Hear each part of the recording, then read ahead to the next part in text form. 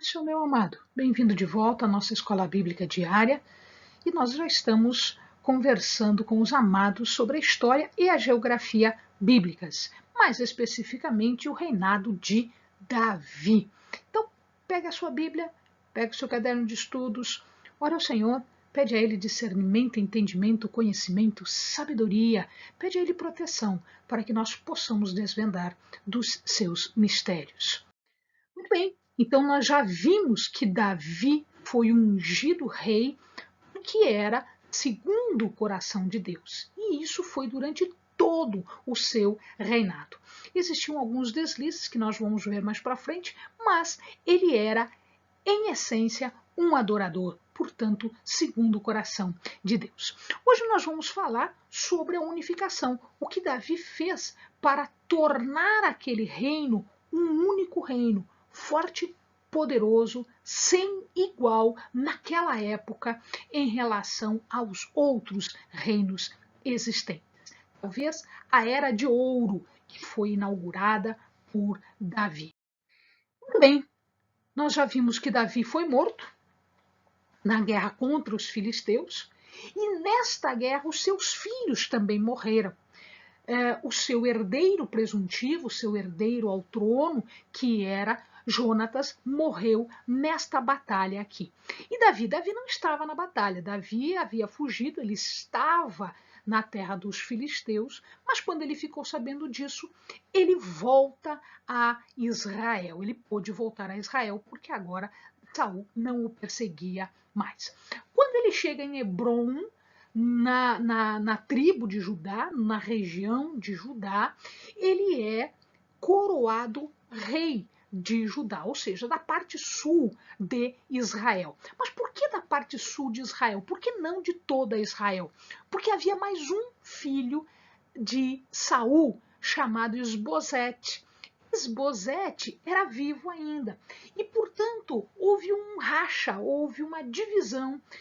Alguns queriam, então, o descendente de Saul, ou seja, Esbozete, e outros queriam Davi. Então, a parte norte ficou com Esbozete e a parte sul ficou com Davi. Na verdade, Esbozete não tinha força por ele mesmo. Quem era a pessoa forte era, na verdade, o comandante de Saul, Abner. Abner era o homem forte, era o pulso forte que mantinha o exército de Saul. Quando Saul morreu, o que ele fez? Ele redireciona a sua atenção, a sua fidelidade para Esbozete. Depois, é óbvio que vai acontecer alguns rachas aí também, os dois vão acabar brigando. Abner vai pender para o lado de Davi, mas Joabe o mata. Essa história está contada, nós já contamos isso, nós temos um vídeo falando de Esbozete, um vídeo falando de Abner, um vídeo falando de Joabe. Então dá uma olhadinha lá que essa história eu conto com maiores detalhes nesses vídeos.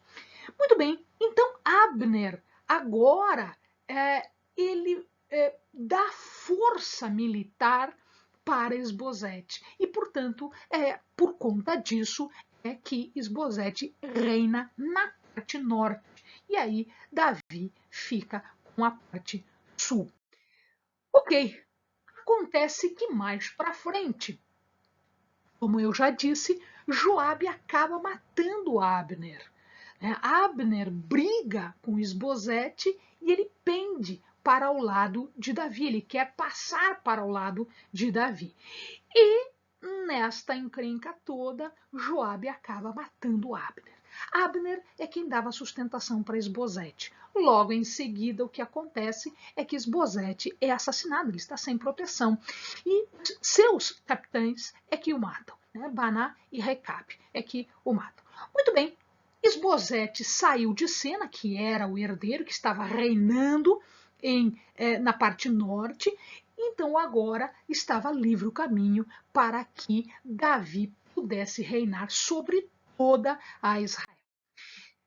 O que ele faz quando ele assume o reinado? Então, muitas coisas acontecem e Davi é não só um estrategista militar, mas ele é um administrador fantástico.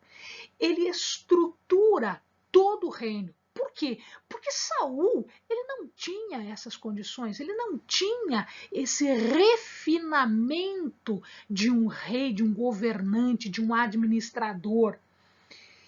Ele não tinha isso, ele não tinha essas condições, mas Davi tinha. Além de ser guerreiro, ele era um administrador. E ele organiza tudo. A primeira coisa que ele faz é estabelecer uma capital que fosse do agrado do reino todo. Então ele conquista a cidade de Jebus, que era dos Jebuseus.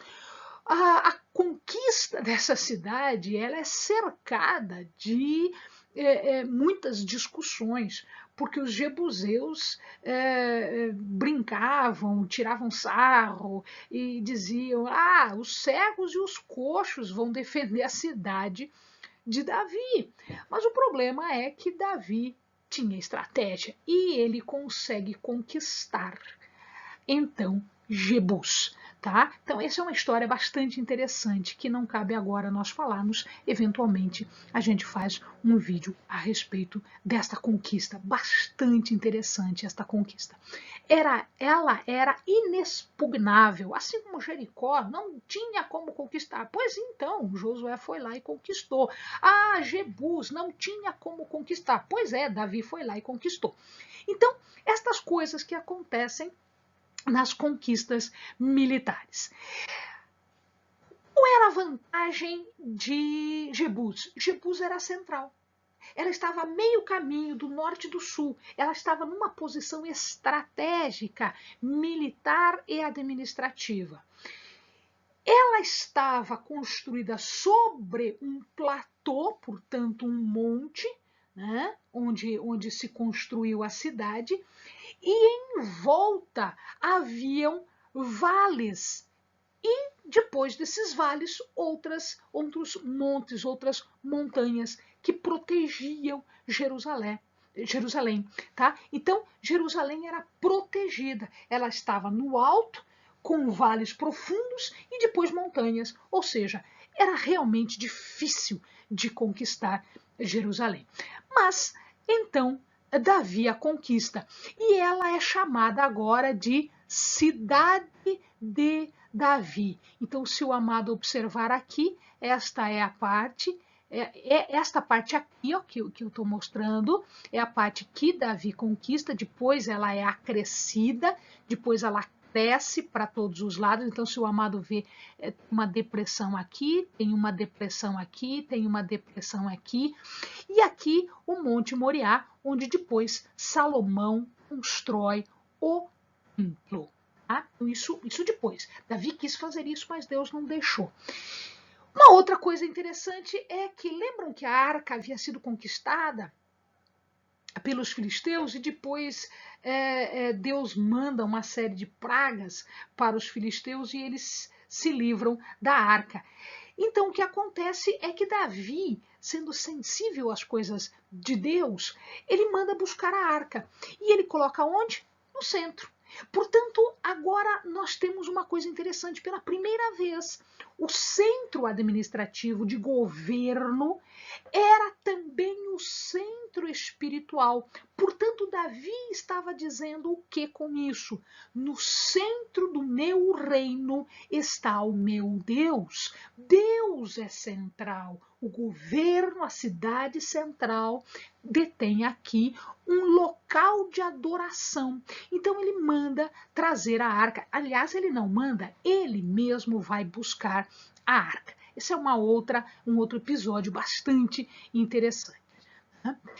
Uma outra coisa que acontece é que Davi, quando ele podia conquistar, ele conquistava. Ele fazia guerra, destruía os inimigos, dominava a área, dominava o local, e aquilo virava território de Israel. Mas quando ele não conseguia fazer isso, ou ele fazia alianças, ou como no caso dos arameus, ele casa-se com a filha de um dos governantes.